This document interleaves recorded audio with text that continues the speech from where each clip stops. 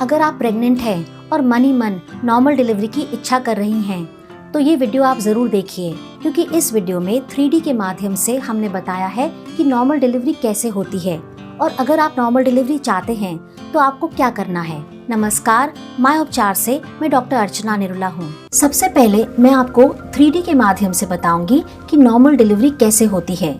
Normal delivery को 3 चरणों में बांटा गया है। जो पहला चरण होता है वो 15 से 19 घंटे का होता है और पहले चरण में शिशु नीचे पेल्विस या पेट के निचले हिस्से की ओर आ जाता है। इस स्थिति में बच्चेदानी का मुख पतला होकर खुलने लगता है। इस दौरान हर 5 से 20 मिनट में पेट के निचले हिस्से में लगातार तेज दर्द होता है। पीठ दर्द और ऐंठन भी लगातार महसूस होती है।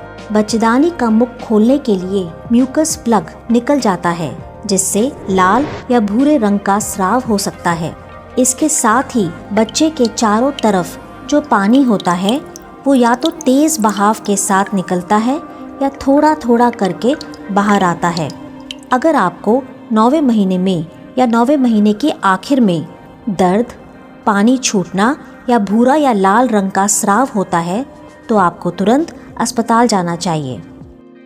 डिलीवरी के दूसरे चरण की शुरुआत में बच्चेदानी का जो मुख होता है वो 10 सेंटीमीटर तक खुल चुका होता है और बच्चे का जो सिर है वो योनि की ओर आ चुका होता है। इस समय डॉक्टर दर्द के दौरान नीचे की ओर जोर लगाने के लिए बोलते हैं और जब दर्द नहीं हो रहा होता है तब आराम करने के लिए कहा जाता है। ये चरण 20 मिनट से 2 घंटे तक रह सकता है। नॉर्मल डिलीवरी में बच्चे का चेहरा मां की पीठ की ओर मुड़ जाता है। प्रसव के दौरान गर्भाशय 2 हिस्सों में बंट जाता है। गर्भाशय का ऊपरी हिस्सा शिशु को नीचे की ओर धकेलता है, वहीं गर्भाशय का निचला हिस्सा शिशु को बाहर लाने के लिए धीरे धीरे ज्यादा खुलने लगता है। जब योनि से बच्चे का सिर दिखने लगता है तब डॉक्टर योनि मुख को बड़ा करने के लिए एक छोटा सा कट लगाते हैं और अब डॉक्टर मां को नीचे की ओर जोर लगाने के निर्देश देते हैं। योनि मुख से बाहर निकलते हुए शिशु के सिर का आकार लंबा हो जाता है। जन्म के कुछ दिन बाद शिशु की खोपड़ी की हड्डियों में बदलाव आ जाता है, जिससे उसके सिर का आकार भी सामान्य हो जाता है। सिर पूरी तरह से निकलने के बाद दोनों कंधे और सिर घूमकर दाईं या बाईं ओर आ जाते हैं। इससे एक एक करके शिशु के कंधे योनि मुख से बाहर आ जाते हैं। दोनों कंधे निकलने के बाद शिशु का पूरा शरीर आसानी से बाहर आ जाता है। डिलीवरी के बाद मां और बच्चे को जोड़ने वाली गर्भनाल को काट दिया जाता है। डिलीवरी के तीसरे चरण में संकुचन होने के कारण आवल यानी प्लासेंटा गर्भाशय से बाहर आ जाता है।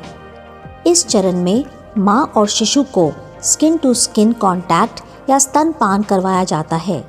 इससे मां और शिशु के बीच लगाव बढ़ता है। डिलीवरी का तीसरा चरण 5 मिनट से आधे घंटे तक रह सकता है। अभी आपने देखा कि नॉर्मल डिलीवरी कैसे होती है। अगर आप नॉर्मल डिलीवरी की इच्छा करती हैं तो आपको क्या क्या करना है। सबसे पहले अगर आप प्रेग्नेंट हैं तो अपने डॉक्टर के पास जाकर रेगुलरली चेकअप कराना चाहिए। डॉक्टर जो भी आपको खून की जांच बोले, जो भी आपको अल्ट्रासाउंड कराने के लिए कहें, जो दवाइयाँ दे, आपको उसको नियम से लेना है या नियम से करवाना है। इससे आगे जाके आपकी प्रेगनेंसी हेल्दी रहेगी, कोई भी कॉम्प्लिकेशन नहीं आएगा और नॉर्मल डिलीवरी के चांसेस जो हैं वो बढ़ जाएंगे। नॉर्मल डिलीवरी के लिए मेरी तरफ से दूसरी सलाह, एक मिथक है, सुनने में आता है कि अगर आप प्रेग्नेंट हैं तो आपको 2 लोगों के लिए खाना चाहिए। मेरे हिसाब से ये बात बिल्कुल गलत है। ये एक मिथक है।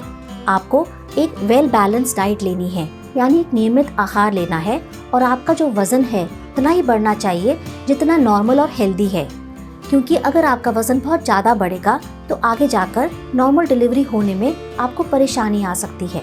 नॉर्मल डिलीवरी के लिए मैं आपको एक और सलाह देना चाहूँगी, वो ये है कि जब तक आपके डॉक्टर आपको स्वयं बेड रेस्ट के लिए नहीं कहते हैं या आपकी प्रेगनेंसी में कोई कॉम्प्लिकेशन नहीं आती है, तब तक आपको प्रेगनेंसी के समय रेगुलर एक्सरसाइज या व्यायाम करना चाहिए। प्रेगनेंसी के समय 4 तरह की एक्सरसाइज की जाती है।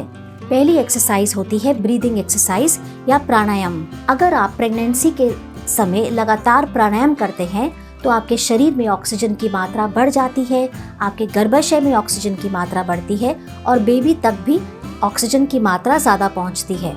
प्रेगनेंसी में की जाने वाली जो दूसरी एक्सरसाइज होती है उसे हम स्क्वाटिंग कहते हैं। स्क्वाटिंग जो होती है ये एक ऐसी एक्सरसाइज होती है जैसे आप ज़मीन पे बैठ के पोछा लगा रहे हैं। तो अगर आप ऐसे करते हैं तो आपके जो नीचे पेल्विस के मसल्स होते हैं, यानी जो आपका योनि मुख है, आपकी श्रोणी है, उसके जो मसल्स है उनका टोन जो है बढ़ जाता है, स्ट्रॉन्ग हो जाता है और आगे जाके नॉर्मल डिलीवरी में बच्चे को धक्का देने में आपको मदद मिलती है। नॉर्मल डिलीवरी के लिए तीसरी एक्सरसाइज वो है कीगल्स एक्सरसाइज। कीगल्स एक्सरसाइज में डॉक्टर आपको श्रोणी के जो मसल्स होते हैं उसको अंदर की ओर खींचने के लिए सलाह देते हैं। 10 से 15 सेकंड तक आप उनको खींच के रोकें और फिर छोड़ दें। अगर आप दिन में 4 या 5 बार ऐसे करते हैं तो आपके जो श्रोणी है या आपके पेट के जो निचले हिस्से के मसल्स हैं, मांसपेशियां हैं, वो स्ट्रॉन्ग हो जाती हैं और आगे जाके नॉर्मल डिलीवरी में मदद होती है। आखिर में आप योगा का एक आसन कर सकते हैं जिसे हम बटरफ्लाई आसन कहते हैं। ये जो आसन होता है इससे भी आपको नॉर्मल डिलीवरी में बहुत मदद मिलती है, पर ध्यान रखें कि आप ये आसन किसी एक्सपर्ट की सुपरविजन में ही करें। नॉर्मल डिलीवरी के लिए बहुत से घरेलू नुस्खे भी होते हैं। कोई कहता है कि आपको डिलीवरी के कुछ हफ्ते पहले देसी घी खाना है, कोई कहता है कि आपको रोज़ 6 खजूर खाने हैं, इससे भी नॉर्मल डिलीवरी में मदद होती है। कोई कहता है कि आखिर के दिनों में अगर कच्चा पपीता खाया जाए तो बच्चेदानी का जो मुंह है वो मुलायम और खुलने लगता है। देखिए, इन बातों में कोई भी सच्चाई नहीं है। मेडिकल तौर में डॉक्टर इन बातों की सलाह नहीं देते हैं। फिर भी अगर आप करना चाहते हैं और आपके ऊपर या आपके बच्चे के ऊपर इसका कोई भी बुरा प्रभाव नहीं पड़ रहा है तो आप कर सकते हैं। अब मैं आपको बताऊंगी कि डिलीवरी के समय आपको किन बातों का ध्यान रखना है कि आपकी डिलीवरी सामान्य रूप से हो जाए। सबसे पहले, जब आपको घर में दर्दें स्टार्ट हो जाती हैं तो उस समय आपको घबराना नहीं है, पर चलते रहना है। चलते रहने से जो बच्चे का सिर है वो धीरे धीरे नीचे आना शुरू हो जाता है। उसके बाद अगर आप हॉस्पिटल जा रहे हैं तो ध्यान रखें कि लेबर रूम में आप अपने साथ उन महिला या पुरुष को ले जाएं जो आपको मानसिक या शारीरिक तौर से सपोर्ट कर सकें। ये आपकी माँ हो सकती हैं, आपकी बहन, आपकी सहेली, आपकी सास या आपके हस्बैंड भी हो सकते हैं। डिलीवरी के समय जब आपकी दर्दें आ रही हैं उस समय आपको नीचे की ओर जोर लगाना है और छोटे छोटे सांस लेने हैं। और जब आपकी दर्दें रुक जाती हैं उस समय आप आराम करिए, थोड़ा सा पानी पीजिए और डीप ब्रीदिंग यानी प्राणायाम करिए। इन सब चीज़ों को अगर आप फॉलो करेंगे तो नॉर्मल डिलीवरी आपकी ज़रूर हो जाएगी। आशा करती हूँ कि आपको ये वीडियो ज़रूर पसंद आया है, और अगर आया है तो हमारा चैनल सब्सक्राइब कीजिए और हमारा वीडियो जो है व्हाट्सएप पे ज़रूर शेयर करिए।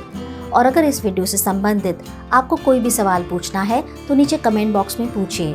मायोपचार के डॉक्टर्स आपकी मदद ज़रूर करेंगे। और अगर आप हेल्थ से संबंधित कोई भी सवाल पूछना चाहते हैं तो ऐप स्टोर पे जाकर मायोपचार की ऐप डाउनलोड करें, अपना सवाल डालें और मायोपचार के डॉक्टर्स से मदद लें।